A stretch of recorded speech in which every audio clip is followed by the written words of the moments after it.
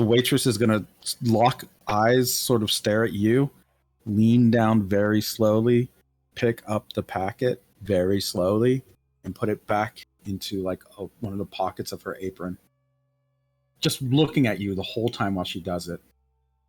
Dead-eyed, tired, shaken, bloodshot stare. She is, now that you know what that is, and you know, like, kind of the fact that she's very mentally fragile, it seems, she's an addict of this in particular, ozone, a drug that's been showing up more and more frequently around your city. Blue's gonna walk a little closer to her and say quietly, "So, would you like to tell me what you know?" She kind of like, her lip twitches when she realizes she's kind of caught. And she says, Heather was a good girl. We came up together. Came in shore. Wanted to make a life. Couldn't get work. She started working here. I told her. She starts to cry again, but like quickly composes herself. I told her it was a bad idea. She didn't believe me, so I took a job here so I could watch out for her. Not spreading my legs on my back. She was weak, that's all she could do anyway. And then, it's good money. A little on the side. People just buy because they need it. No big deal. It's just how it is here on the mainland. On the island, right? Like people just, they need something and you give it to them and then someone makes a little bit of money. She kind of looks like she's, you can tell she's trying to explain away something. And what that is, I mean, it's kind of obvious after what she says next. Heather just needed a little bit to get through the shift, whatever she was doing, just something here or there. And I gave her a discount. And then she just fell in with somebody she shouldn't have fallen in with, caught someone's eye she shouldn't have been catching the eye of. And she just kind of stares at you and starts nodding. Yeah. Mm-hmm. And then she just starts smiling. All my fault. And then she just breaks down crying. The bartender is now going to notice that she's like turned into a hysterical sobbing mess. He kind of just like gives you a look, Blue, and then gives her a look, and then kind of like motions that you should get her the fuck out of the room. Okay, Blue's gonna kind of awkwardly pat her on the back and sort of guide her and say, hey, why don't we talk about this somewhere else? Okay. Do you want to take her back to the precinct to question her? Or do you want to just like talk to her somewhere? Because if you take her back to the precinct, all you guys will be able to at least like grill her about whatever. Or the back alley is fine. Yeah, I'll say, well, yeah, I do want to take her back to the precinct, but I'll kind of say, hey, let's go have a smoke first. Okay. You guys go back out for a smoke, and she tells you kind of not everything, but she tells you what happened. Like she said, her and Heather kind of came ashore together. They stuck together because they trusted one another. It's a big island with a lot of money. There's a lot of like hopes and dreams, as you know, for mermen that come to Guam. Sometimes they just don't fit in at Atlantis, and they just don't feel like they're accepted there, and they want to have a life somewhere, a life they can live. This woman and Heather both had that dream. Ironically, she tells you she was interested in becoming like a social worker to help mermen who are in trouble. But she found out it's a little bit harder than just applying for a job. And so eventually her and Heather ended up working here under the Boardwalk Club. Heather, she said, became a prostitute. And she became a waitress. And then she started dealing. Ozone. Good money. Frequent customers. Not many overdoses, which makes it a good product. And then eventually she fell in, or Heather fell in with this person she knows. She just calls Thomas. Some clean cut guy, big money, samurai, started coming to the bar. She has a derogatory term for it. They call them, you know, that when people who frequent mermaid prostitutes or have some kind of like weird humans who have some kind of like fetish for it or whatever, they call them usually Prince Charmings. That's what she calls Thomas. Real Prince Charming. You know what I mean? And then Thomas, like the story says, didn't take rejection well. She tried to call, and then she finally breaks down and says, "Didn't even know what to do with the body. She's not missing. I found her. So many pieces of her." She just starts like crying. She's having another breakdown.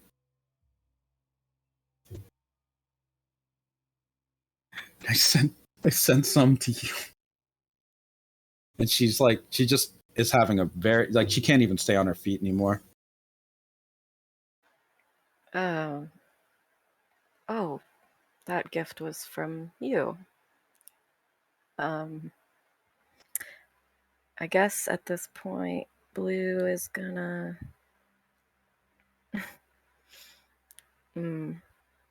She's going to escort... Just walk away. No. Escort this woman to the precinct. Mm-hmm. Okay. At the precinct, she can give you full information on Thomas, on Heather, on she would, because Blue is kind of the one handling her, she'll trust that you won't say anything about her ozone dealing. She doesn't mention it at all. But she will, like, you know, everything else she'll convey. She just doesn't want to tell the cops that she's dealing drugs in a bar full of prostitutes. What other information do you guys like want out of her? Oh, body location probably, right? Yeah, where's the rest of the body? Also, what's her name? I don't know if anyone asked her name yet. Oh, you want to know her name? Her name is Jenny Gotham. Yes, Gotham. Or Jenny, I'm sorry, not Jenny Gotham, Jenny Got It. That's her name. No, just Dr. Icepeak would be interested in the location of the rest of the body parts. Okay. She will tell you that she wasn't sure what to do with the body when she found the pieces. They're in her freezer. She has a chest freezer in her apartment. I'm sure we can lay her to rest better than that. She just kind of like, she's just sobbing the whole time as she recounts this. And yeah, okay. Yeah. What do we even do? Do we put her out to sea? Do we bury her in the land? She wasn't from this place.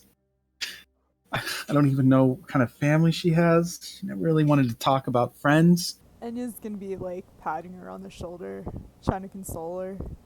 Actually, Enya, I'll tell you, since you're straight from Atlantis, their funeral rites over there usually are just to lay a person to rest in the ocean.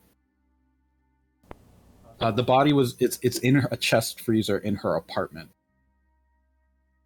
The pieces of it, she was cut into a lot of pieces. You guys can one of you can just go there and retrieve it if you want. Quick, hand wave. Yeah, Dr. Icepeak would go do that.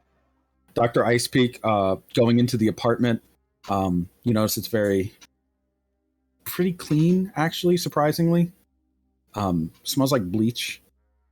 Couple stains here and there, but this isn't the worst cleaning job you've ever seen for a shit house apartment like this in the trenches. Does it seem like it's been cleaned because there was a murder there, though? It seems like it's been cleaned because there was probably blood, yeah, everywhere. From like, for example, when you bring in a bunch of body chunks. Yeah, she He's- closes down this whole place as a crime scene for Yeah. a bit. Yeah. As she mentioned, in the freezer there are the very cleanly cut pieces of a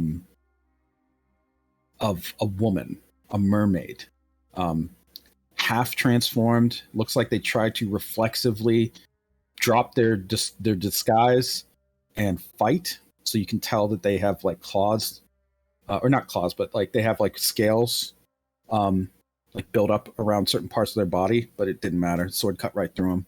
As for where she found them initially, she would tell you that she found them on the beach while she was out looking at a spot where she knew that Heather would like to go sometimes to just clear her mind. She found them there. Okay, well, So, like, accordingly, there's sand too, stuck to some of the body parts because of the blood. The blood is like kind of like fluorescent blue color. Yeah, that's also a crime scene. Mm-hmm. Yeah. Yeah, I'd like what's to up? comb both. Yep. I'd like to comb both of these places for evidence, basically. Okay. Well, first of all, evidence here is going to be, it looks like two women lived here. You can tell toothbrushes, hair ties, clips, pins, makeup kind of sloppily arranged. Looks like cheap stuff. Some of the lipstick is more garish than the other. One is very bright cherry red. The other one is a more modest kind of earth tone. And the makeup is kind of split that way. So are the clothes. Some of the clothes are very flashy. Some of them are very plain. Wigs. Though mermen don't usually need them. You can just change your hair color sometimes. It's just quicker to wear a wig, though. Less of a pain in the ass than like basically shaving your hair off and waiting for it to regrow through regeneration or dyeing it or whatever. A wig's quick. You find also that there are at the apartment. Actually, give me a brain trust roll for this. Okay, I'll say you pass. You get some information. With the 2, you can tell that kind of your weird, kind of detail-oriented brain knows that the amount of food in the apartment is very slim. So basically, these two must have either been addicts or they ate out a lot. Probably a little mix of both. There's alcohol here and there, but very weirdly, half-drank bottles. So it seems that so whoever was doing this was just drinking and buying a new bottle. Also find that there is should give me a gaze roll.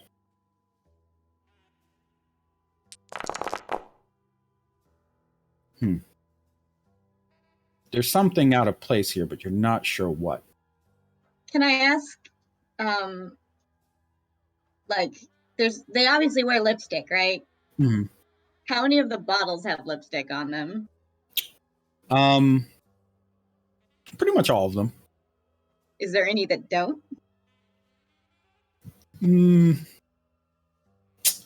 I would say there's likely one actually unopened bottle. Seems like some kind of fancy champagne. But it hasn't been drunk at all?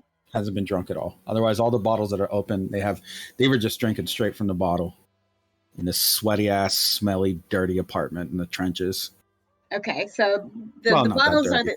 the bottles are for the ladies, but the wine seems to be a gift. So Yes.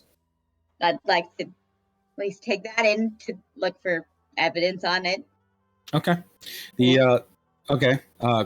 If you take that back to the lab, the beach doesn't really reveal a whole lot. By the way, trying to get evidence off the beach is really difficult. Tide comes in, tide goes out. You can't explain it, but it does wash away a lot of your forensics. So, unfortunately, that's a very difficult one to get good forensic information from. There is blood in some of the sand. It's the same blood as the bodies. So yes, this seems to be the place where the chunks were actually left, the parts. taking the bottle for evidence, if you dust it for prints, you'll see that there are, in fact, fingerprints on it. Not sure whose. I mean, I guess you do have a hand. The prints will match the prints will match the that's one set of prints. How many sets of prints are on this bottle? We'll say 3. Yeah. One of them is Heather, the victims. The other is Jenny, and there's a third. Okay. Unknown. Keep that for later. Mm-hmm. Oh, your cat did it? Oh, your cat Jenny.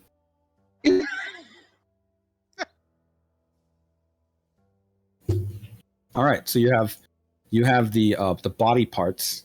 There's your body, basically. That's kind of a big deal.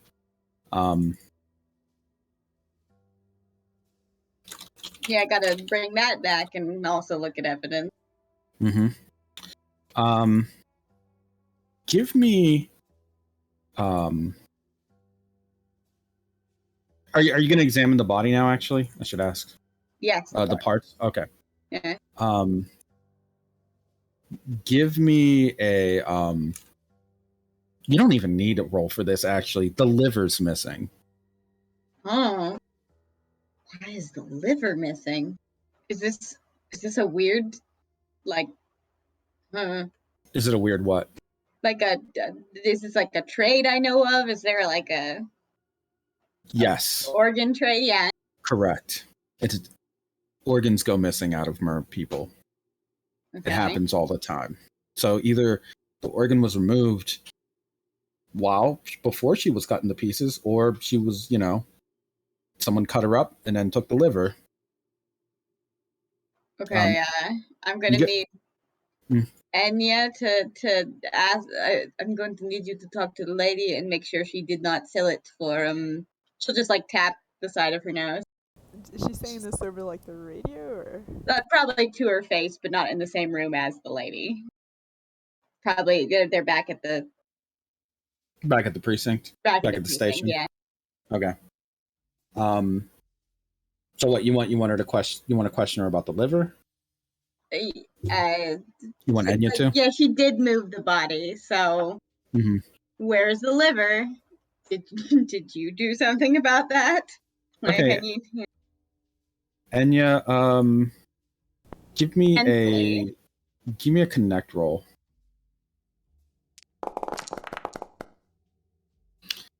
With that roll, Jenny says that she doesn't really know what happened to the liver. She's not sure. She finds it she seems to be somewhat disturbed that the liver is missing, and in general, seems to really not have a clue about it. Is there anyone that has access to your apartment?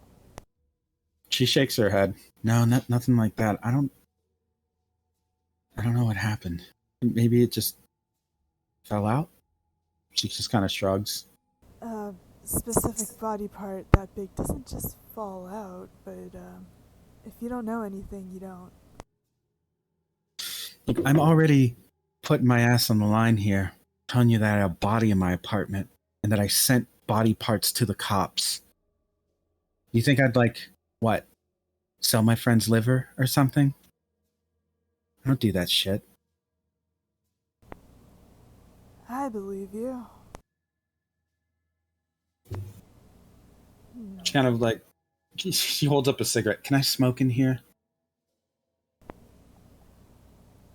If you could take that outside, actually. She nods. Good. All right. I'll just go outside and smoke then. Cool. I'll go with you.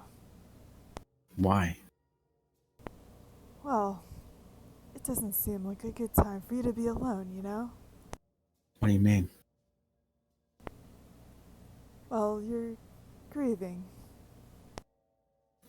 She kind of just sucks her teeth. Fine. Okay. Whatever. We'll give her a proper send-off. And we'll do our best to bring this Thomas to justice, alright? I hope you do. That bastard needs to pay. He did this to her. She just starts crying again. Just lightly. Yeah, she just will go outside and smoke a cigarette. Looks jumpy, agitated. Probably going through a little tiny touch of withdrawal from ozone. Though it's not like the most physically addicting substance. Experiences that people talk about while they're on it make it a very euphoric one that makes it very mentally addicting. She's gonna message that back to the team. That she doesn't have any idea where the liver could be. As you're out there, like, kind of with her smoking, a man walks up. Thomas Tutone. He just walks right by you. And he actually nods to Jenny. What's up? And he just keeps walking past you, and yeah. Hey. He stops. What is it? You don't have a moment to talk, right? Sure, I got time. That's why I'm here. I came here because I heard people were looking for me, so here I am. Turning myself in. He holds his hands together with his wrist, his wrist kind of like as if he was in cuffs. That's mighty convenient. Yeah, just come inside. All right, sure thing, officer. He kind of smirks at you. Don't let anyone wear a badge these days, huh? He just kind of looks away and just starts walking towards the inside of the station. Yeah, it's actually a very open opportunity. It's really great. I'm sure it is. It's like, what is it? It's like when they hire homeless people and cripples to do stuff kind of thing, right? It's like one of those types of deals. Like they take pity on you. Pity. Well, everyone needs a job, right? Yeah, you're right. Everyone does. He just kind of walks in, kind of smugly looking around. Never been inside of this police station before. This is something. You guys don't have much of a budget here, huh? Maybe I should make a donation. It's pretty cozy in here, but yeah, it would be nice if you could donate anything you could. Hey guys! She's gonna message the group. Just really quickly on her little device. So yeah, for your group, your suspect just walked into the station. Smug as a fucking bug in a rug. He doesn't seem to care that he's suspected of a murder here, or that there's a missing girl involved. He seems pretty confident, actually. You can interrogate him all you want. He's very open to it. He doesn't even ask for a lawyer or anything. He just will come in. What about taking his prints? You can take his prints, absolutely. He'll give you his prints. Okay. They do match the bottle. You guys have your suspect at the station. You are free to question him as you wish. You have evidence. You have motive. You have kind of opportunity. This is a prostitute. They're not hard to kill, unfortunately.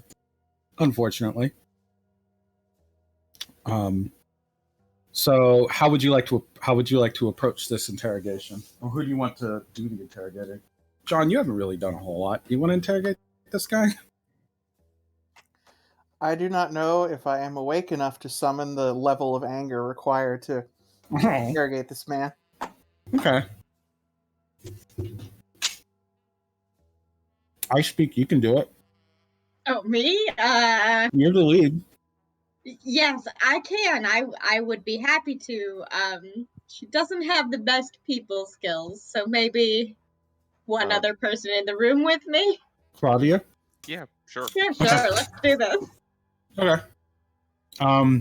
So since you entered the room to interrogate him, he's gonna point a finger at either one of you. Coffee, black. Yeah, no sugar. Thanks. And he takes out his phone and starts flipping through it. She'll probably get him some black coffee. Sugar. Yeah, Claudia will do it, but I speak pretty. You could tell right away this guy's a dickhead. Yeah, no, she's pretty much just staring down at him with like contempt, unheld contempt. He flips through his phone. What are you staring at? You? Yeah, I have a question. He like leans forward at the table. So like on cameras they have fisheye lenses. Is that just how you see things all the time?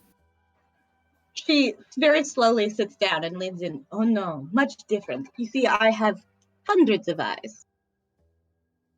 He leans back in his chair. It's cute.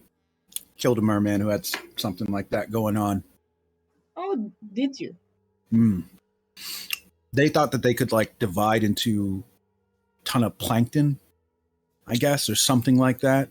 Real microscopic level stuff. They figured a sword wouldn't be able to cut through them. Sword did. He just kind of chuckles to himself. How many pieces do you think you can cut into? Oh, I'm sure very many. Is that something special to your sword? No, not in particular, but I am pretty accurate. If I don't want, I mean, I'm going to brag. I am a very accurate cut. Yeah, can drop a person into 20, 30 pieces. Lickety split. Oh, is that something you like to do? Oh yeah, real flashy. People love it.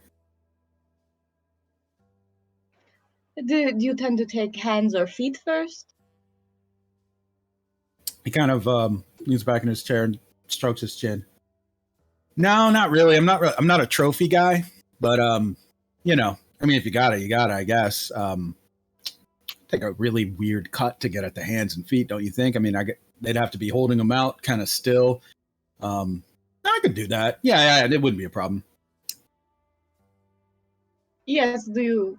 How often do you cut up people? Is it no trophies? How about the liver? What? Liver? He just kind of like stares at you. What would I do with a liver? Some people consider it a delicacy. Really? Yeah, she just very slowly smiles at him with too many teeth. Huh. Well, I mean, I like sushi, but I don't like it that much. No, I don't think I'd eat a merman. That's disgusting, actually. Oh no, but I think you do other things with mermen. Oh yeah, like what? Maybe, to take him out, to give him a little gift. Maybe, have a little fun at their apartments. He kind of like he just kind of looks at you, kind of a little wide-eyed. What is it that you're trying to imply here? That I'm a fish banger? I mean, you have been seen with a fish woman before, and What? Do not like lovely ladies? Yeah, I don't usually get in bed with people that murder, women and children like you. He just kind of like composes himself. Not a fan, actually. Really? Then that's strange, because, I mean, see, you have your prints on a little gift you gave, or maybe someone else did, and planted them on. Excuse me, hold on, Claudia. What are you here to turn yourself in for, specifically? Yes, heard there were cops looking for me. I don't know. Thought I'd come in and be a good citizen. Got to have a good public face, Very good citizen. Did you say something about a bottle? I had a bottle of champagne stolen from me. Really? When did you have it stolen from you, exactly? I don't know, like 2 weeks back, I think, something like that. Did you get a good idea of the perk? I have no idea. They just took it from me while I was, I had it set up. I was gonna have like a big party. Me and my boys celebrating the big get. Big bottle of champagne goes missing. I fucking noticed, right? $400 bottle. It's not cheap. So, yeah.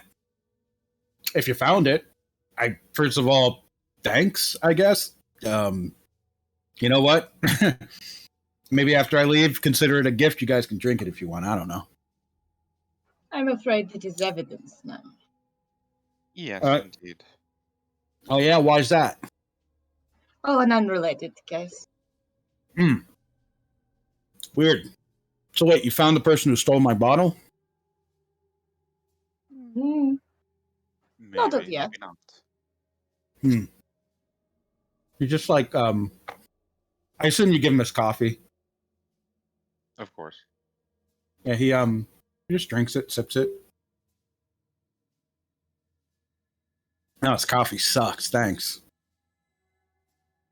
Congrats, police coffee. Yeah, I know. I figured like it was just like a movie thing where like the coffee sucked at like cop stations, but this coffee is really awful. Well, our budget isn't too great, so you have to skip where you can. Right, of course. I'd make a joke about bribing you, but I don't want you to get your underwear wedged in your ass about it. So, like I said, maybe I'll make a donation or something. Although I do not find it necessary to wear those, I thank you for your not doing such a thing. He just kind of like chuckled. Oh man, gross.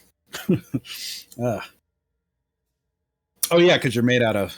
What is it that you're made out of? If you don't mind, is that like weird? Is it racist for me to ask you what kind of fish are you underneath that skin? Because you're obviously not a person, right? Would you like to see? He looks at Claudia and then looks at you, kinda. She pauses, just reaches her entire hand into her neck, and then pulls out a lamprey. You see him kind of like cover his mouth. Ew. She kind of dangles it at him. Oh, get it out of here. He's just kind of laughing and waving his head. Get it out of here. Stop. Come on, man.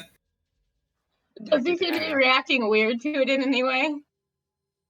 Is he reacting weird? Yeah, like... No, not really. Does he actually think it's gross?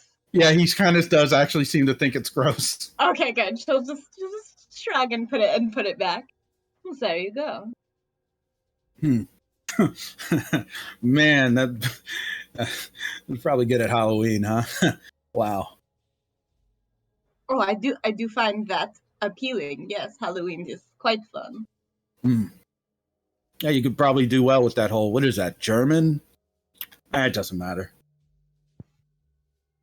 I do not understand German. The accent, is that an act? Or you like, sorry, I have to assume every merman that I meet has an accent. I assume they're faking it. You faking that accent? You really Russian? I grew up there in the Red States. Ah, wow. I just came back from Russia. She sort of jerks a little and says, "Oh, did you?" Shit country. Hated it. The people are nice, but fat and stupid and drunk. Yeah, you know what? I hate Russians too. He just kind of laughs and drinks his coffee.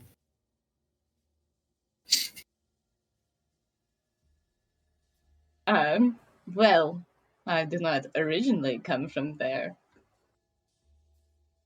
Yeah, I know. You came, what? From Avicii Dagon's ear, or his, like, eyelash or something. Or, like, I don't know, maybe a baby tooth. Whatever bullshit. Probably something more toward the innards. So the ass, then, I assume. He kind of, like, leans in a little. Makes sense. Lamprey. Looks like guts. Intestines. I've seen plenty of those. So he just kind of stares at you. Oh, things we have in common. Uh-huh. Whereas you take them apart, I put them back together. Well, I'm assuming the reason you were looking for me was because, what, duel gone wrong, rumors, hearsay, whatever, something. You could certainly say that, but and she'll look to Ice Peak. If I you think could we should inform us of your latest duels, we would appreciate that, so we can count the bodies properly. Oh yeah, I recorded them. Here you go. He like just brings up a thing on his phone and just slides it forward. Here you go. I would like to copy that or send it to myself or picture it, whatever's most convenient. Yeah. You will see that first of all, the footage has a very slight purple sheen to it at times, like just weirdly flashing in and out, like a purple kind of like gold glittery sheen occasionally, as well as a certain indigo colors really pop. Otherwise, this guy, his footage is very like TikTok-y. It's very like it's synced to music and everything. It's just like there'll just be a thing with him like dancing and then just spinning and cutting a guy's head off and then going back to dancing and like smoking a cigarette or drinking a beer or something. He seems to be really big into that sort of thing. You do notice at one point there's just footage of him with his sword stuck in somebody and the body just spinning around the sword, and he's just like bobbing his head to some music. Your style is flashy. Yeah, you better believe it. That's how I get the big bucks, baby. Definitely pulling more than any of you. What are you, like detectives or something? You could say that. Yeah, I could. Forensic pathologist. Oh, that's real fancy. Did you go to school for that? Mini school, yes. Ooh, surprised they let you in. Huh. Guess standards aren't too high, huh? He sips his coffee. Is there anything else that you need me for? Because I'd really like to get back to what I was doing before I found out that the cops are sniffing after me. Yes, I find the standards very low. Everybody so slow in the brain. But yes, I'm sure this will be enough evidence. Thank you for your assistance. Yeah, you're welcome. Like, and I'm not gonna say never call me again because that would be like, rude. But like, he kind of writes down his contact information. If you need anything and it's really important, you could call me, I guess. I mentioned I'm a Valentine samurai, so I'm really busy pretty About often. that, I just have one question. Oh, what's that? There's a man with a faceplate. Do you know who he is? Oh, yeah, that's what the heck is his name? Something Japanese sounding. Jiro, so Jiro. I don't know. I just call him Jiro. Yeah, I've seen him around. Why? We're also looking around for him, and we just want to know, just get a good idea of who all is around an area. Really? Oh, so you're just questioning samurai in general, huh? It's a little racist, don't you think? He sips his coffee. Maybe, but there's some things you can do that other people can't. Oh, man. Let me take a wild crack at this one because I know you don't want to tell me about why I'm here, but if I had to guess, somebody who wasn't a samurai got killed, and you're thinking a samurai did it, right? That's about right. Right. And the reason you're asking around about me is because you think I did it. What do you think? I just want to ruin my reputation going around killing people? I got business to take care of. I got all sorts of things, connections, ties. I mean, why would I throw it away to murder some civvy? Idiocy? What's that? Idiocy? Oh, yeah. I guess that is a thing a lot of guys fall prey to. not real clear thinkers, you know. But as for me, I don't usually get tied into that sort of thing. He kind of like looks around for a moment and then looks back at you. Wait a second. Oh, I get it now. He kind of like nods his head. Wasn't just anyone who got killed, right? It was what? Another fish.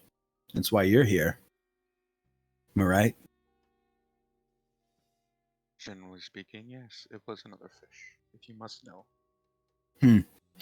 Well, good luck, I guess. I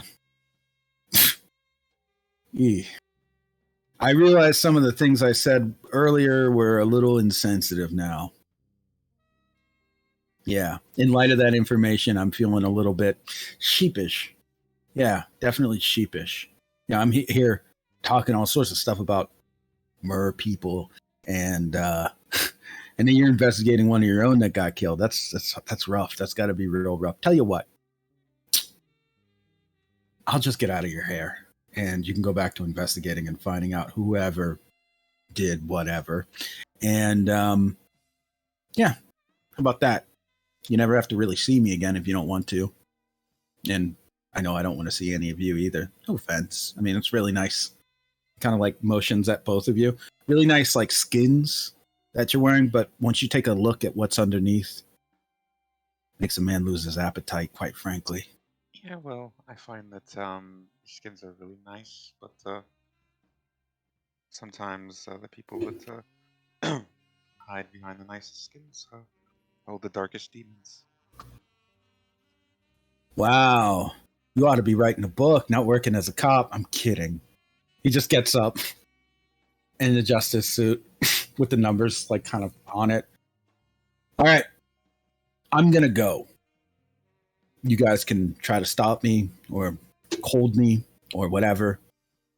I hear you've got a really nasty samurai working here, actually. I'm kind of wanting to meet him, so I kind of think like maybe I should cause trouble just to get the chance to kill your boy. But I am busy. So instead, I'm just gonna, leave. If that's all right with you.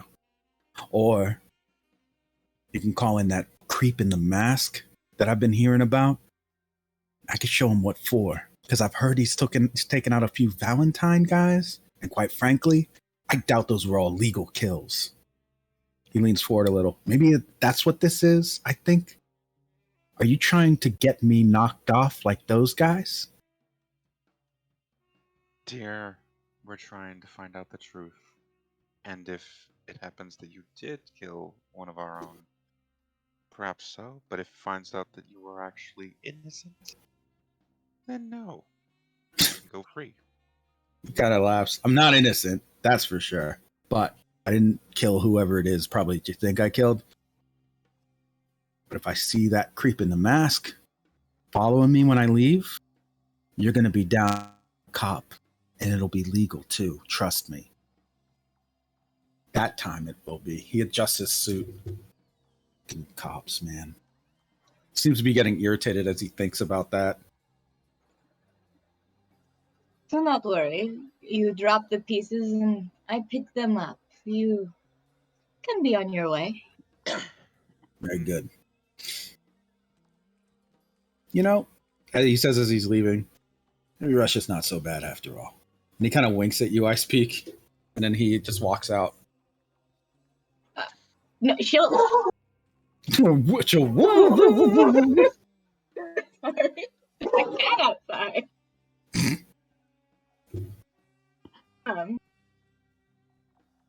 She'll just wink back, but in like you're not quite sure if her eye meant to do that way. Yeah, he looks a little. He just kind of chuckles nervously and leaves. Well, so questioning this witness, you have determined that he says he didn't do anything. He is an asshole, no doubt. Doesn't mind killing people, obviously.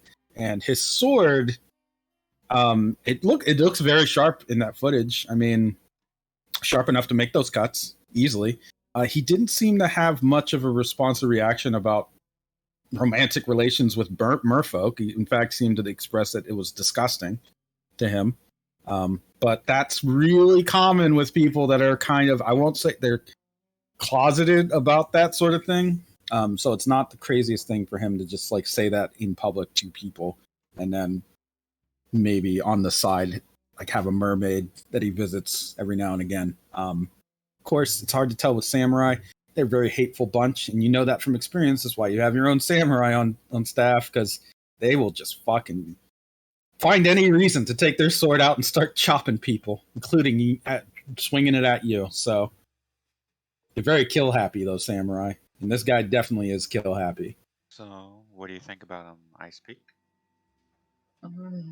Unsure, but we should make sure our samurai is not following him. Probably so. Although I imagine he already is somehow. Well, I'll leave contacting him to you. He clearly does not like me. She'll stand up and go back to studying her evidence. Yeah, when you turn around, you see actually that familiar masked face staring right at you. She'll do that like what, like a one-handed, like up, like what? What do you want? He kind of like stands there. Valentine clan. Guilty?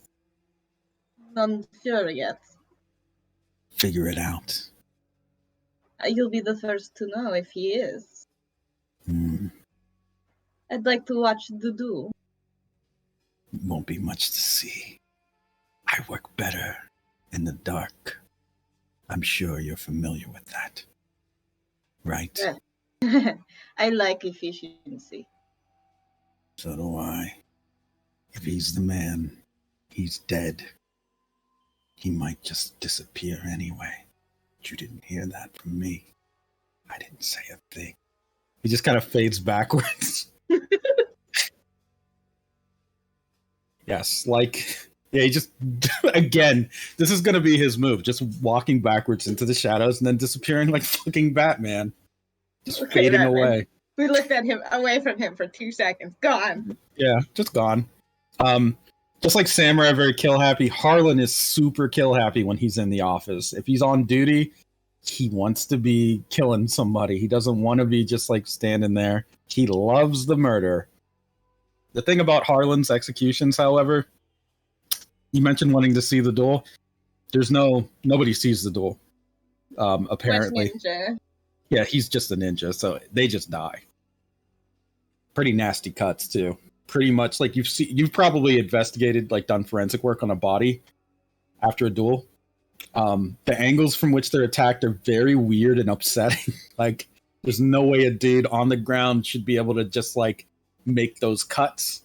Like, it'll be just a dude just like chopped like through the shoulder in a weird angle that doesn't make any sense. Oh, and another thing, all Harlen's bodies that he leaves behind, bloodless. I guess I should ask, this body we're working on does have blood? Correct. Yeah, okay. So that's how you know who Harlen's killed. Is he will flat out tell you it's on the police file. His sword drinks liquid. So that includes blood. Yeah. Ooh. It's a thirsty blade. And he's a thirsty man. That's why his voice is so scratchy. And maybe he should drink more water. Yeah, he drinks a lot. Actually, he drinks a lot. You wouldn't know this because you don't see him, but whenever he's off camera, just assume that he's drinking water somewhere. Just chugging it down, just Yeah. like a whole, what's it called, a gallon jug, just. Probably. He probably could. His he sword just makes takes him him out of thirsty. the water cooler. Yeah. It just has a really long straw. Just stands at the. That's what he's gonna be. Just standing at the water cooler drinking all day. All day, every day, until someone needs him to murder. He's the master of stealth and water cooler conversation. So you have a case here. It's possible to close it soon, as in today. Well, today is in this session. You have a possible suspect. You have that samurai that he mentioned, Jiro, he called him. You have this woman, Jenny Got It, still there. You have a missing liver. And yeah, What do you guys? How do you want to proceed with your investigation? What information is there on this Jiro?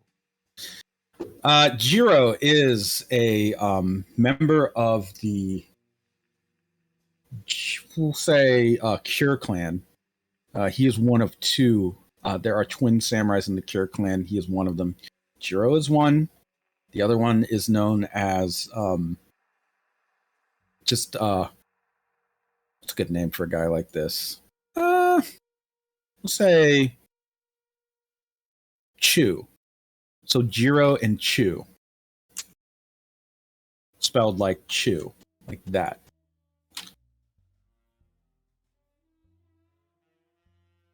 Chu and Jiro are both samurai in the Cure clan. There's really not a whole lot of information about them. They're low ranking. They kind of combine their crews. So they have like maybe 20 people that they work with in the same pool. They're twins. Not much is known about their swords. They cause trouble for the cops constantly. So they're kind of well known in the precinct. In fact, once you figure it out, Metal Mask, Jiro, you probably actually run into this guy before, or his brother. They're just kind of assholes. And if Jiro has been like frequenting a merman like bar for prostitutes, that's really not much of a surprise. He's kind of just a scumbag. But they both are. They're both just scumbags from the Cure clan. And you're just gonna knock on the interrogation door. I'm assuming that's where that was just now, right? Claudia will answer. Hey, I saw that guy just leaving. Yeah. It's just done deal. We're not totally sure yet, but we're getting close, I think. I say we just let Harlen have at him, you know? Yeah, but we gotta make it legal. Nah, they're both itchy for it. Just let them do their samurai thing, right? That's just gonna cause trouble back on us, dear. We don't want no trouble around here. I'm sure Harlen would like it. A lot more duels for him to go through, but a lot more trouble for us. It seems like his happy place, so... We have so many cases. I say we give the green light.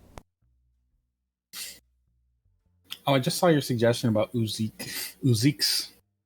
That's fun. Yeah. That's what your cell phones are. Uzik brand. The Uzik.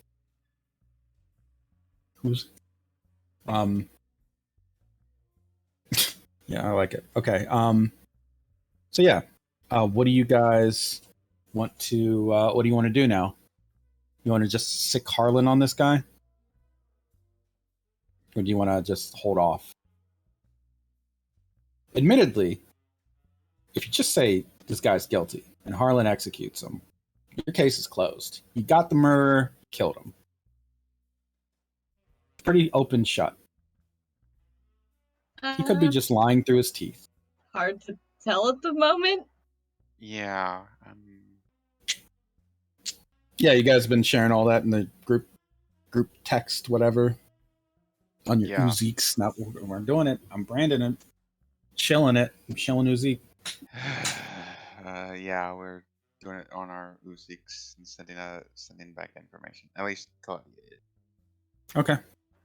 Does his style seem like it would do this damage? What damage? The lady, the fish lady, the dead lady. Oh, like I said, any samurai sword that's sharp enough could have done that. Okay. Yeah. It just needs to be a very sharp blade is all. Yeah, the problem. Well, I mean, does he tend to cut people into pieces? Is that his style? Yes, he definitely does. Okay. I believe we got to find out where that liver went, at least. Okay. Yeah. I mean, that even if it's a completely unrelated event, we got to find out where the liver went, and if he sold it, then we have evidence on him, and if it's someone else, then we know that we should at least find where the organ ring went to. So I feel like we should at least follow that lead up before we set Harlen on anyone. Okay. I have something kind of related. Mhm. Since we know that she was calling in Mhm. seemingly the night of her murder, Mhm. and we know that Tommy loves to use his social media and all that stuff. Can we see what he was doing that day Oh, sure. on his Yeah, social media? Like he what he was was in the texting in trenches. and- You can see in the social media, he's in the trenches. He's taken to calling himself the king of the trenches among samurai, which is kind of a joke almost. Just means that he goes down there to probably shake down people for protection money, and is generally an asshole to people in the trenches, like most samurai are. But that's How like what he does. He was in the trenches that night, according how to social media. like um how long was he in the trenches that night? Like, Pretty late. Just kind of just stays there. That's usually what you do when if you're a tourist to the trenches. You usually make a night out of it. Drink, have fun, do karaoke, eat fried seafood, whatever you want. Eat cheap too. I definitely want to check out this Jiro guy a little more, to be honest. Okay. He's not hard to find. Jiro and Chu are usually found together, but this guy in particular, this one, you can find him sort of near the trenches. Probably when you go to find him. First of all, he's very loud, so it's not like he's difficult to track down. And you can see him just like what he's doing when you find him, when you track him down. He's just like shoving down a vendor, like just pushing him right over. He just kind of like, you can see in one hand he's got a hot dog, in the other hand he's got like a chunk of the vendor's clothes because he just like tore it as he like shoved him. He just kind of tosses the cloth aside. Shitty food, shitty vendor. Everything is shitty, shitty, shitty. Fucking, he throws the hot dog at the vendor's face. Get better product.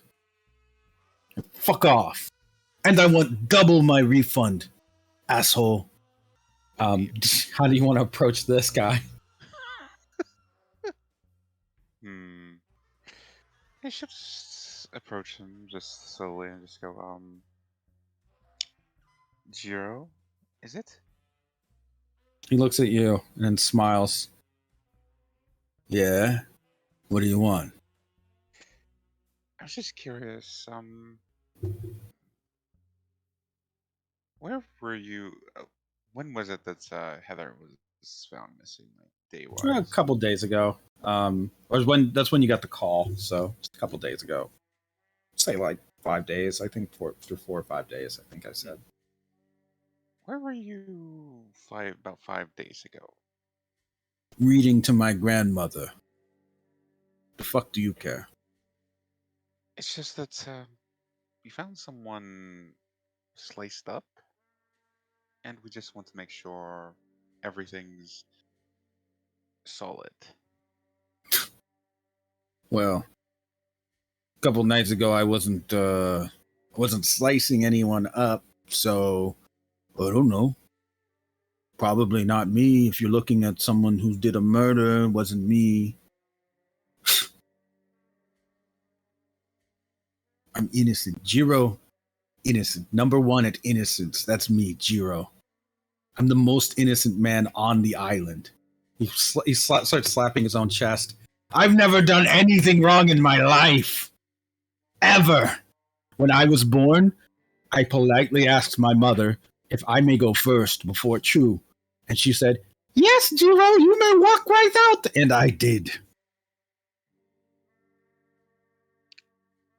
That's very enlightening. Thank you, Jiro. But did you happen to see anyone else that night? Anyone else? Any other samurai? He kind of scratches his head. There's that asshole from the Valentine clan. I was thinking I probably should cut that guy's head off at some point because it's so fucking big. But other than that, no one I can think of. Oh, wait a second. He kind of like taps his metal face guard thing. Oh, look. You probably heard rumors. Yes, I do occasionally date mermaids. Is that why you're here? He kind of like starts smoothing his hair back. Are you interested in a date with Jiro? Perhaps later, but right now I'm on a case. I got you. Lady Cop. I don't even call you guys fish because I'm such a nice man. Very nice. Listen, thank you for your time. Do you want my number? Or something? Like Sure. anything? Okay. He just kind of reaches around and then pulls out a card and then just starts writing it down. The name is Jiro Yamazaki from the Cure Clan. If you need anything else, call me here, I guess. Don't bother my bosses about anything, though. They're already fucking riding my back. I don't need it. Just holds up a finger. I am Jiro, brother of Chu Yamazaki. And I am a serious man. He points a finger at you. And I will kill your samurai if you mess up. Nothing personal. I just like the idea of taking out one of those cop samurai bastards. Maybe I should confess to it so you'll send him to me, I don't think you want to, if I'm honest. Oh? How come? Is he good? I wouldn't say he's good, but I would say he's very efficient and I did it. Right. He holds his hands up. I did it. Who did I kill? I killed them. He just starts laughing. Come on, arrest me. Come on, take me in. maybe later. Oh, he like punches at the air and then folds his arms like a pouting child.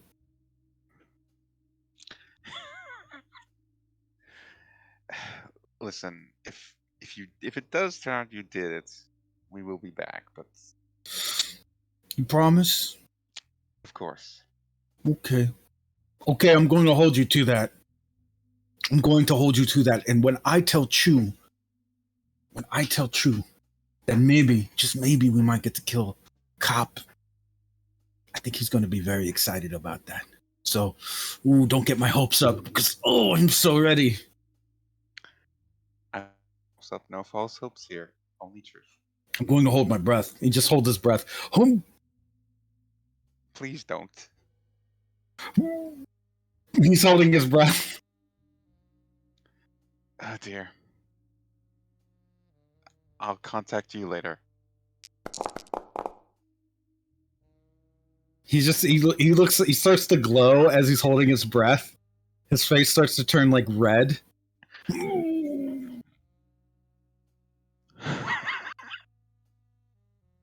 She's just starting to walk away like, I promise I'll contact you later if it turns out you did it. He waves very politely to you and then continues to hold his breath and starts punching his fists together. She just waves back and just keeps going. Yeah, he's still holding his breath by the time you leave. He seems to be really living it up. Cheer Clan are usually not this animated, so it's possible this dude, I don't know. He's breathing. Cure Clan is mostly kind of leaning towards undead. There were some stitches along this guy's like neck. You would have been able to see. He wears like a collar around it though, like a big fur part that you can see on his coat. Oh boy. Looks like he might have had his head reattached or something. Probably so. Highlander shit. Well, so Jiro likely isn't your suspect. He's just a kind of an asshole like the other guy. Samurai are kind of assholes now that you notice. Now that you really think about it. They're all kind of dickheads that just want to fight all the time. Yeah. And Makes murder investigations a pain. Yes. Yes, it does. The only other option is to look up any information on the organ trade. Yeah. All right. This one is really Ice Peak's. I'm gonna say Ice Peak and Blue. Actually, I would say probably know the most about this. Blue, you know that there is some kind of black market organ trade, but it's very secretive. Very secretive. Like the kind of thing you'd need to grease a lot of palms to even get any information about. So chances are that you chances are like you're aware of it, you're just not aware of like the specifics. You just know that there is a market for merman body parts, organs usually. There's also a market for just mermen, like just selling them. Oh, sorry. No, go ahead. I was thinking maybe I could pretend to sell some of my eels. You want to sell some eels for money? Yeah, and then that by doing that, pretending to do this or actually doing this, get information on the organ trade. Okay. Well, that'll take some cooperative rolls. First, Blue will have to roll. I'm gonna say, Blue, you're gonna want to roll gamble on this because this is a really risky thing. Just seeing anything about the organ trade, it's kind of very risky for your reputation. With a 0, you can sort of get the information needed to find a buyer for that, but it's not going to be very. Usually, in this sort of case, because of the way that you've kind of done things, you know how this usually goes. If you're going to get a person, it's probably low level and insulated, basically. So you'd either have to pump that with a fate point, or you could just let the result stay there, basically. I guess she could potentially find out more through this low-level person. Mm-hmm. So I guess I'll just let it lie. Okay. Yeah, you just kind of find out that there are some people that will buy organs, and they don't say what they're for. They don't say what they're doing with them. But they will buy them, and you will be able to find a buyer for eels, merman eels. There are people that are interested in that. So,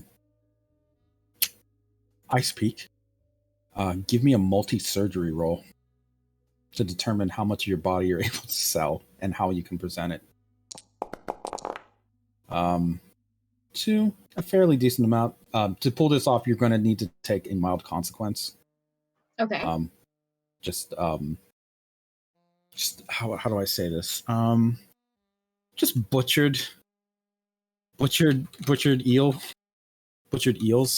Yeah. I'll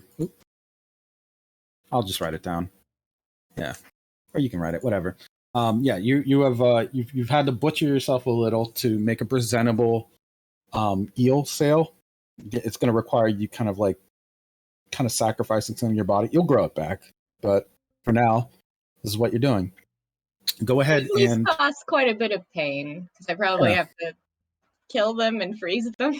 Yes, you will have to.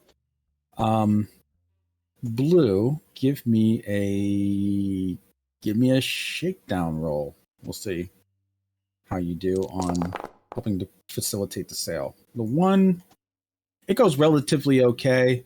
The buyer in question is pretty shaky. It's just some kid local from the native population of Guam.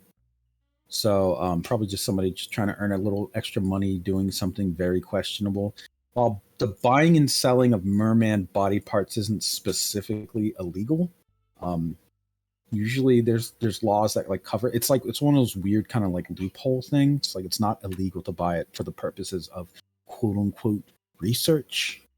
You may be familiar with this sort of thing in different Asian nations where they will kill whales or dolphins or anything, and they'll say it's for scientific study, but then they just eat it.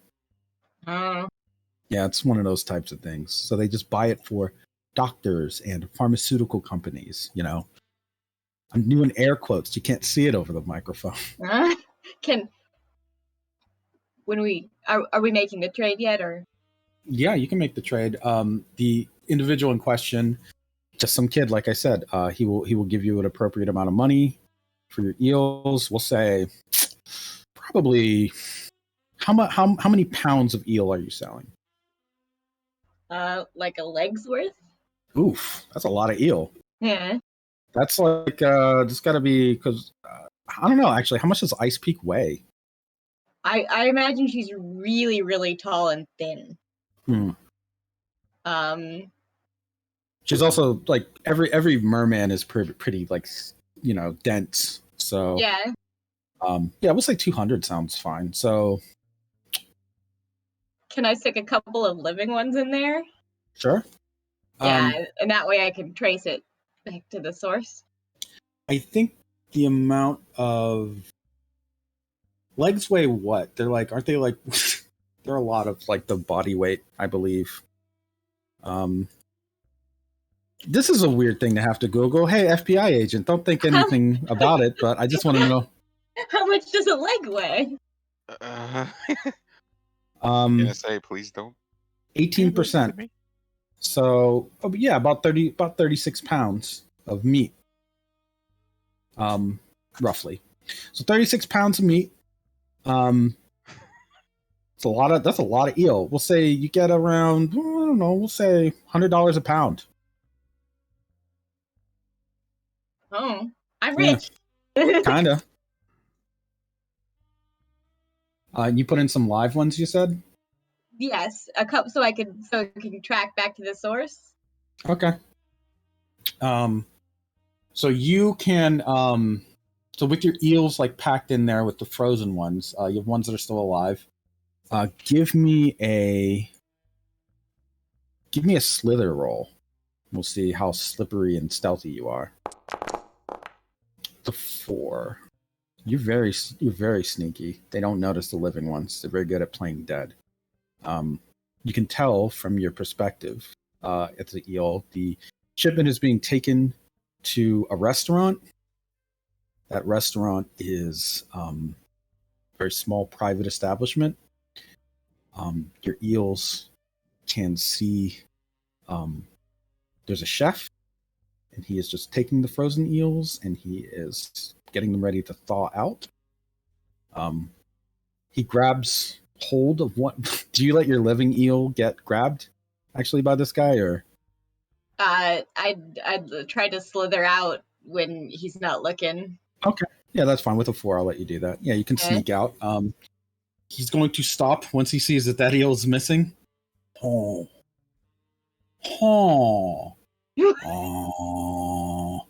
And then you see him pick up one of your frozen eels. Yeah. And then start licking it. I hate this. And then he goes to put it under the water to thaw it out. Once he's got the eels thawed out, he starts chopping them up. Starts deboning them. He starts tossing them in sauce. He actually marinates them for a while. You can see him when nobody's looking. He picks up a piece of one of your eels and just eats it raw. Why? Trying to creep me out. He kind of like licks his lips for a second. Russian?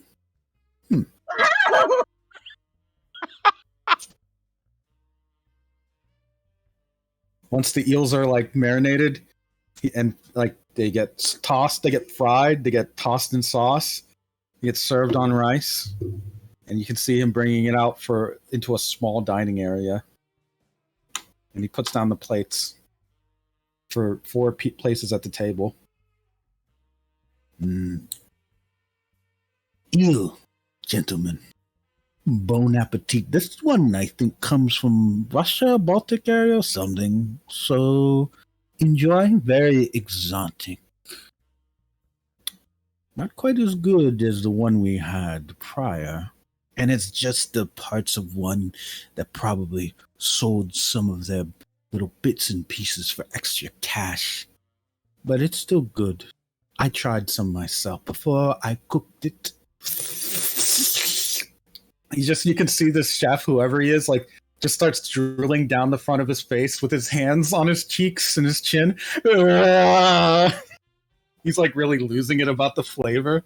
I love eating these people. Ugh. Anyway, enjoy. And then he just kind of like walks away. The diner's at the table. How much do you actually give me a slither roll again? Because this is going to be you trying to get a good look.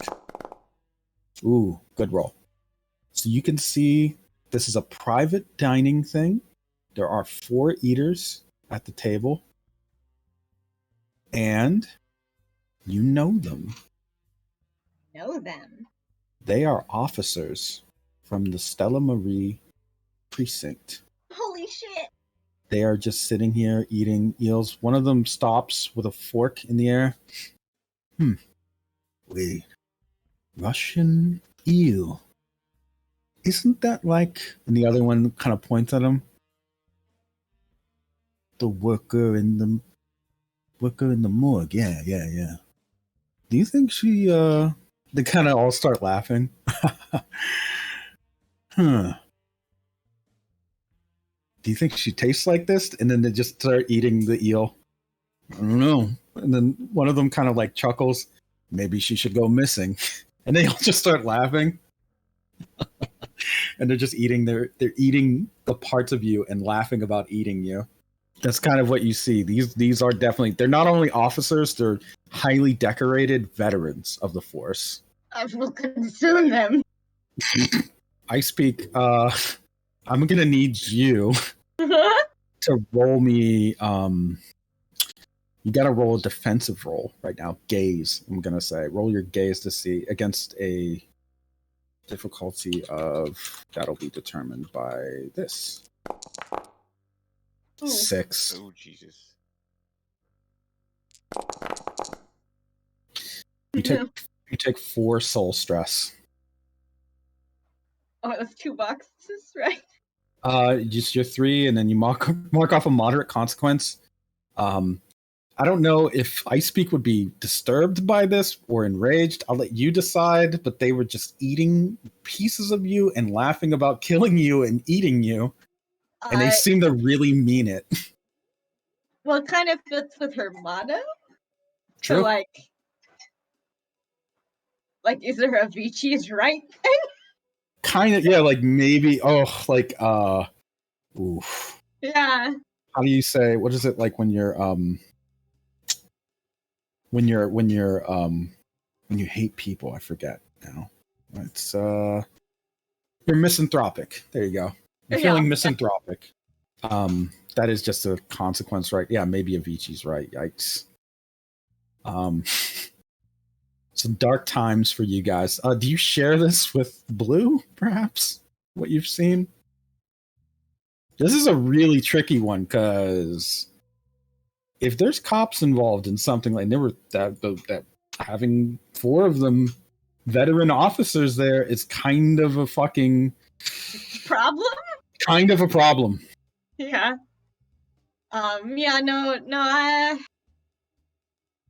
She would turn to Blue and like eye her a bit.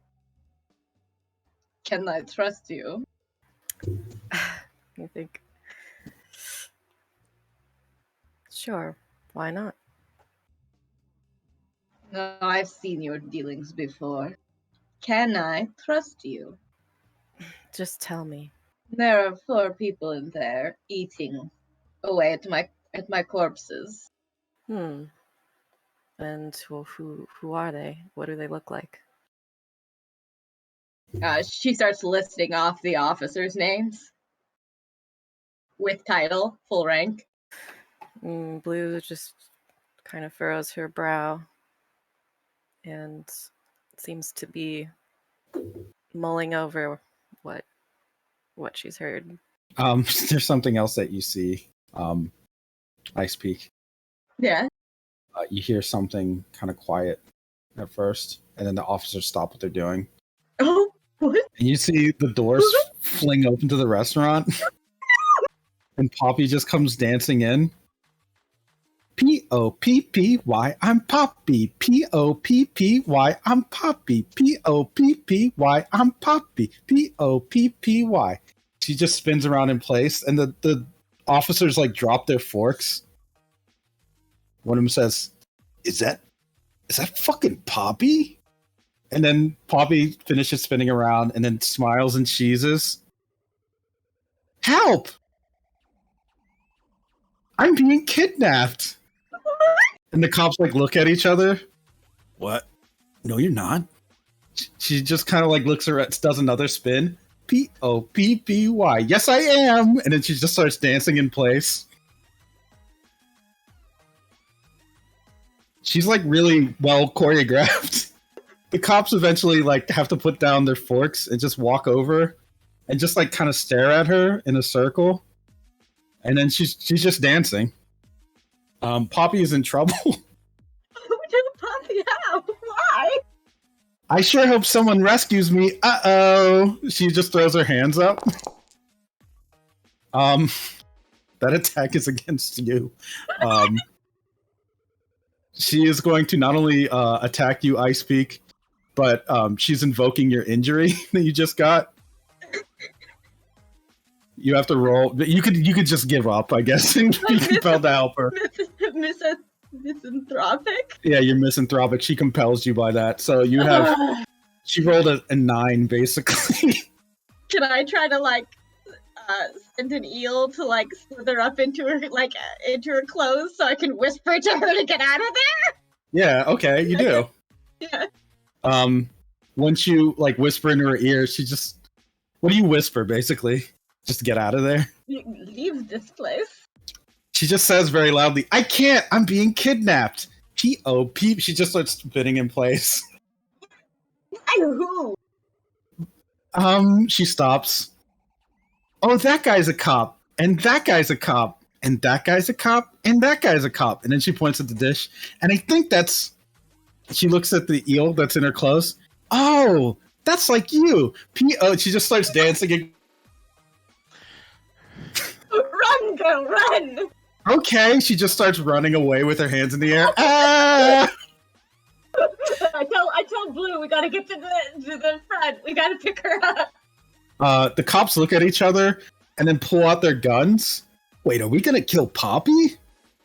Yeah, we gotta kill Poppy. She saw us. I mean, we gotta kill her. Yeah, they just all nod to each other and then walk out with their guns after her. We gotta kill Poppy. Yeah, they don't like it. One of them even says, like, man, come on. She has that one song. It's really good. It got stuck in my head for months, and now it's stuck in my head again. Shit.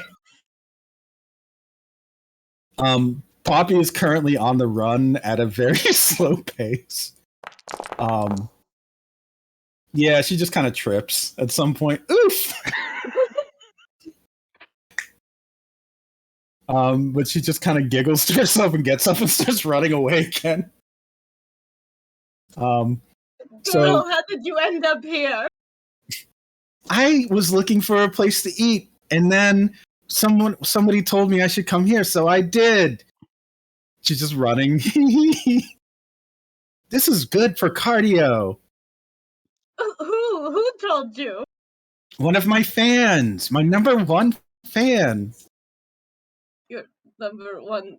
Who? I don't know who they are.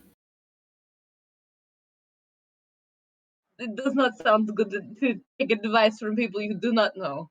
He writes me every day. I mean, you do not know this person. He told me to come here for food. So I did, and now I'm being kidnapped. You're not being by who? Who are you being? Go to the car!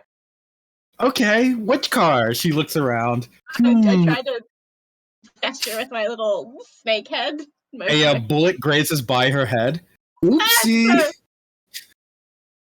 Ah! Jeez. Uh-oh! She says as the bullet impacts into the wall next to her head and she's sprayed with concrete. Uh-oh! And then she just starts running towards the car.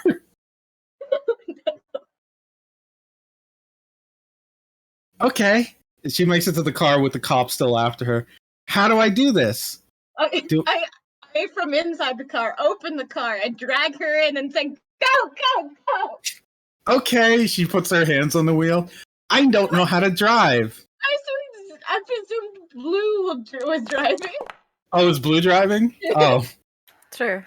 okay. She's sitting on Blue's lap with her hands on the wheel. Uh-oh. Blue, you currently have Guam's #1 pop star sitting on your lap, trying to steer the car as if it's actually in motion. Blue will firmly remove her hands from the wheel. Mm-hmm. And let's see. She's too weak and foolish to resist. How large is she? Can I pick her up? She's tiny. Yeah, she's very small. Blue just picks her up and sits her on the passenger seat. I'm gonna say she's about probably 4'9" and weighs 80 pounds. She's extremely tiny. Oh, oops, sorry, Ice Peak. Yeah, It's funny. she's sitting in Ice Peak's lap. She's just like, she's still holding the air as if she's holding a wheel, though. I'll just pretend I can drive. Vroom, vroom. No, really, plus the gas if they have guns. Okay, Blue starts driving away. No, remarkably, she is an adult. She's just extremely small. And I guess you wouldn't guess by how she acts, but supposedly she's 23. She just dresses like in this ridiculous outfit that she has on and says stupid stuff all the time. Well, you know that from experience, so. She's just sort of like pretending to drive as you guys are pulling off. And she says, "Okay, I'm saved. Thank you." You are welcome. I'm welcome. What? You are now a witness in the evidence. Oh no! She puts her hands on her cheeks. I'm a criminal. No, a witness. Oh no! She puts her hands on her cheeks. I'm a witness. You will come back to the office with us. Am I under arrest? Technically, no. She looks around. She looks at you, Blue, for confirmation, with her hands still on her cheeks. No, you're not arrested. Yay! She just starts dancing in place. Dr. Icepeak's eel slithers out from her costume, and Icepeak grabs it and puts it slowly back into her neck. Blue, as you're driving, a bullet just breaks right through the fucking windshield and shatters it. You're being pursued by the police. I guess I kind of swerve and scream a little bit. Mm-hmm. Give me a distance roll.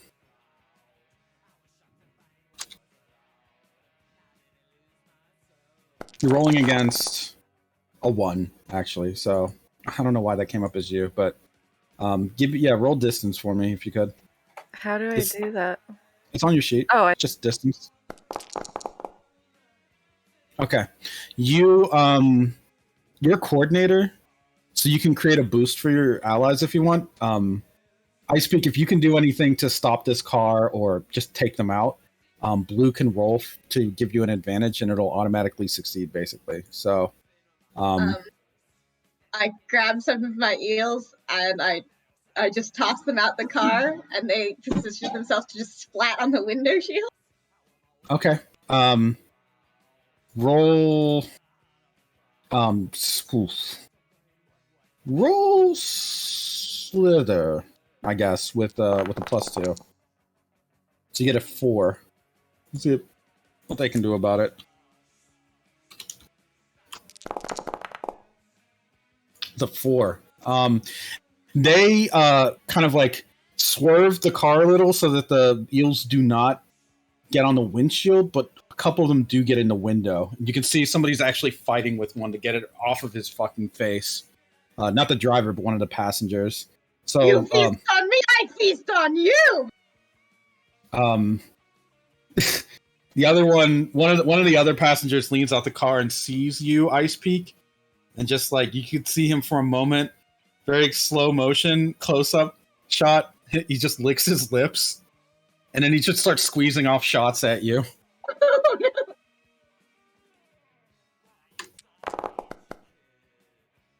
With a 3, go ahead and defensively. I guess you're gonna need. Give me a. I guess another slither roll is fine. The 3, yeah, you're able to. Well, how do you dodge being shot? Basically, as a swarm eel person. I guess one wraps around his arm and sort of like moves it at the last minute to cause him like to shoot other people or the car or like anywhere that's inconvenient, like gas gauge, other person. Sure, you shoot the brakes. Okay. Now their car is unstable and they can't brake anymore, so they're just going to keep accelerating. Blue, what do you want to do on your turn? You can compel them if you want by an aspect. You just know that they're cops, so that they, for example, I'm going to recommend you drive into a dangerous construction site or some shit. You have to spend your last fate point to create that scene aspect, but you'll be able to invoke it. Okay, so I invoke an aspect to do this? No. You just invoke. You spend a fate point to create a scene aspect. That scene aspect is that there is a construction site. Okay. Okay, construction site is an aspect now. You can invoke that. You can also, because you're driving towards that site, you can create an advantage for Ice Peak. If you want, like on the same turn, I would say. So give her a +2 again, more or less. To veer your car towards it. What do you say to Ice Peak to kind of get her to coordinate? Actually, no. Yeah. You're fine. Actually, you can create a scene aspect, and you additionally can act on your turn and use your stunt to compel the enemy to follow you. Like basically, making their situation more difficult because they have to chase you through a construction site. They're compelled to do it because maybe. I guess are you in a visibly marked police car? Actually. We were doing undercover work, so maybe just like a black car. I don't know. Ooh, okay. Like, yeah, okay. And they know you're cops, so they're just compelled to follow you because now they can't let you live. Yeah. So yeah, they're compelled to follow you. That's going to complicate the situation for them. So basically, Ice Peak, you have a lot of advantages rolling at the same time right now. Technically, Okay. You can invoke that. Basically, you can. I'm going to add, like, if you were to completely disable this car or just kill them, your call. I will say that it would be difficult to bring them to justice because of like who they are in this situation in general and the fact that you're not a human. You could just kill them here if you want, but it's all about your nature. These people are leeches. You are a misanthrope right now. Yeah.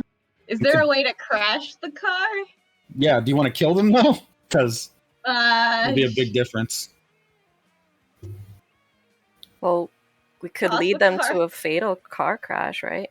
Mm-hmm. I think you just toss the car and see who lives. Okay, so how do you want to do that with your eels? One like slithers into the vent while the others are like mucking them up and just starts like pulling out parts the car needs. Okay, give me a slither roll again.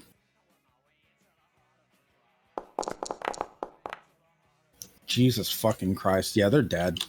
We'll see. I kind of want one alive so we can find more about the trade, but okay, so 5 and then a +2 from construction site and then a +2 to the advantage that you just got from Blue, and I'm gonna just say a +2 from construction site, +2 from Blue, and a +2 because they're driving erratically, because, you know, they're compelled, basically. And you already took out the brakes. So, Blue, what you see in the rearview mirror is the car swerving back and forth rapidly as it's trying to like catch up to you, and it's about to pull up right bumper to bumper. You see the one of the gunmen lean out the window, and like he has his sights like right on you, like, and you can see the look of recognition on his face as he sees who you are, and you look back. Just momentarily, this is one of the other corrupt cops in the precinct that you are like on somewhat friendly terms with. Like, it's someone you've both been involved in like some questionable doings. And the look on his face when he sees you are the driver is like a fucking really kind of look.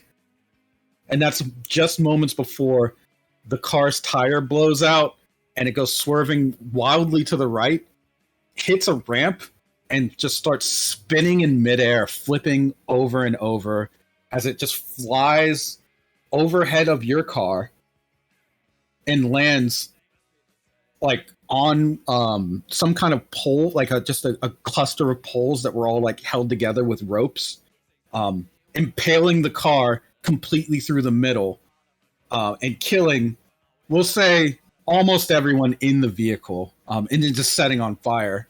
Not exploding yet, but yeah, it just got flipped over and fucking impaled by a cluster of steel poles. The bodies inside are twisted with the metal, if they aren't completely perforated by the construction poles that just went right through the car's roof.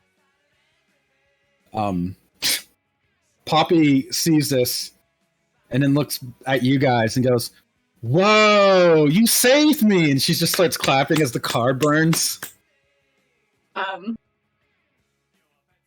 Dr. Icepeak puts one like eel over her face as she puts Poppy onto the side and steps out of the car and sort of smells the air. Barbecue. The roof of the car actually begins to pull off of the poles, and then the bodies inside begin to get crushed against the metal and the glass. And you see... Yeah, what's up? Don't let Poppy see any of that. Oh, okay. Yeah, it's horrific. You just cover her eyes. Yeah, with a needle. She's like, "Oh no, it's nighttime now." Yeah. Which is good, because the thing that emerges from the car is a fist covered in mouths. Oh. And the fingers kind of like open and unwind a little. This is, you know, the form immediately. This is an abyssal merman, and it's pulling itself out of the car. And as it does, you can see that it's just covered in biting mouths. One arm, giant humanoid. The other, like a mass, a flail, almost a cat of nine tails made out of pincers on whip-like appendages. And the face, if you could call it that, looks like half of a circle with like the split open jagged mouth of teeth that wriggle as it like kind of turns a weird crooked smile towards you two, and then reaches down its arm and proceeds to grow larger and larger, crushing and destroying the car that it was in. This is a Leviathan, apparently one of good enough molecular control to gain a significant size. By the time it's pulled out of the car, this massive pincers, tentacles, eyes, and mouths is easily the size of an elephant and seems to keep growing. And the last thing it says before it starts to roar from every mouth is, "Hail, Avicii, Dagon!" And just like every mouth that it has repeats Avicii's name and then roars. Your case just became really fucking complicated. And that's where we're going to end the session. Yay! Yay! I got chopped up and cannibalized today. got chopped up and cannibalized, and you ran into a Dagonite who was posing as a cop. A veteran of the Force, mind you. We did it. So either that's his real identity, or he killed that guy and took over. Happens sometimes. Just be like that.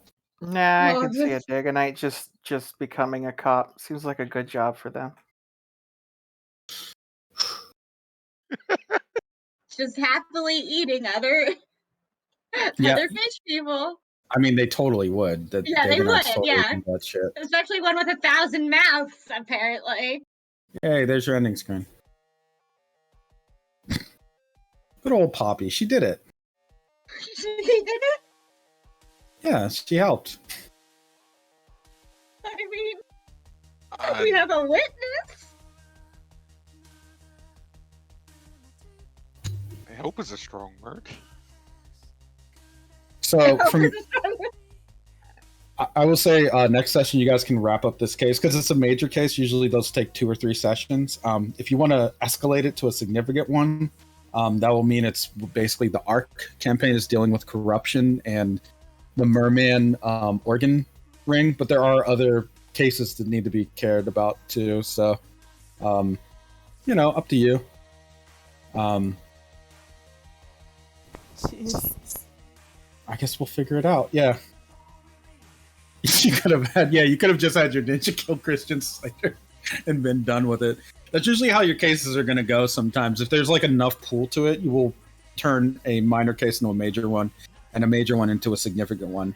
This one is definitely a significant one if you